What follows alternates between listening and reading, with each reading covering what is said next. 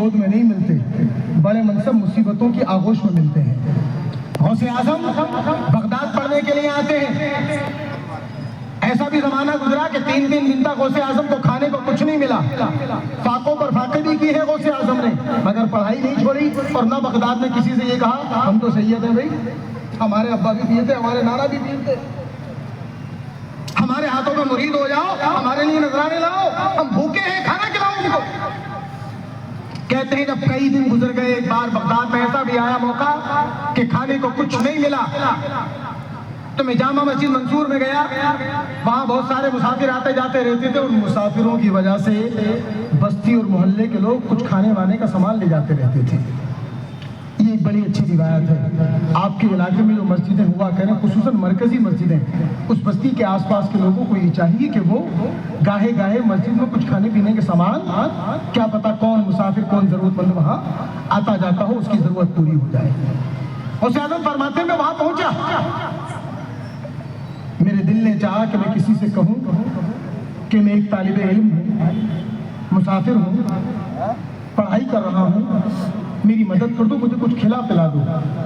میں نے کئی بار سوچا کہ کسی گھر پہ دستک دوں، کسی دکاندار سے کہوں، مگر میری خاندانی غیرت نے گوارا نہیں کیا کہ میں کسی سے اپنے پیٹ کا سوال کروں۔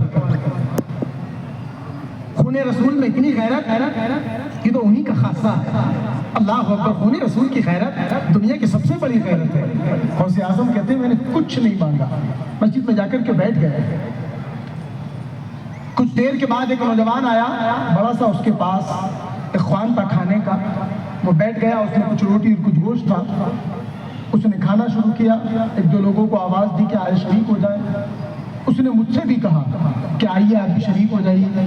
میں تھوڑا جھجکا، تھوڑا تکلف برتا، جب اس نے زیادہ منت اور سماجت کی، زیادہ اصرار کیا، تو میں چلا گیا اور کھانے میں شریک ہو گیا۔ جب میں کھانا کھانے لگا تو اسی درمیان اس نوجوان نے کہا کہ تم کہاں پڑھتے ہو؟ تو میں نے بتایا کہ صاحب میں فلاں مدرسے کا پڑھتا ہوں۔ کہا کہ اس مدرسے میں عبد القادر نام کا کوئی نوجوان پڑھتا ہے، اسے جانتے ہو تم؟ تو میں نے کہا کہ جناب میں ہی عبد القادر ہوں، میں ہی عبد القادر ہوں، تم کیوں پوچھ رہے ہو؟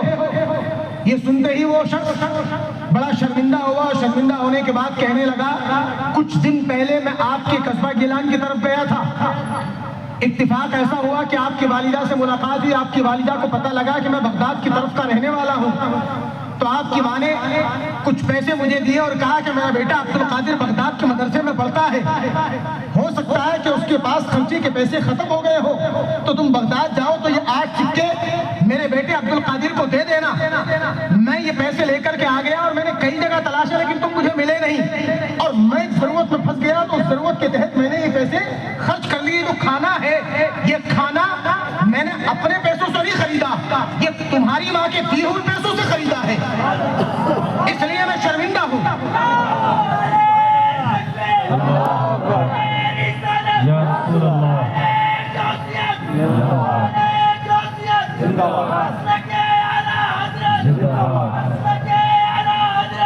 باد، اللہ اکبر۔ یہ کھانا میرا نہیں ہے، آپ ہی کا کھانا ہے۔ اللہ اللہ، اتنا سننے کے بعد حضرت غوث اعظم کہتے ہیں مجھے اطمینان کا سانس آیا کہ اللہ کا کتنا بڑا فضل ہے کہ اس نے مجھے دوسروں کے سامنے ہاتھ پھیلانے اور سوال کرنے سے بچایا۔ جس انسان میں غیرت ہوتی ہے اللہ تعالیٰ اس کا انتظام خود فرما دیتا ہے، اور یہ میرے غوث کی زندگی بتاتی ہے کہ مسلمان کو سب سے پہلے غیرت مند ہونا چاہیے۔ غیرت مندی نے غوث اعظم کو سوال کی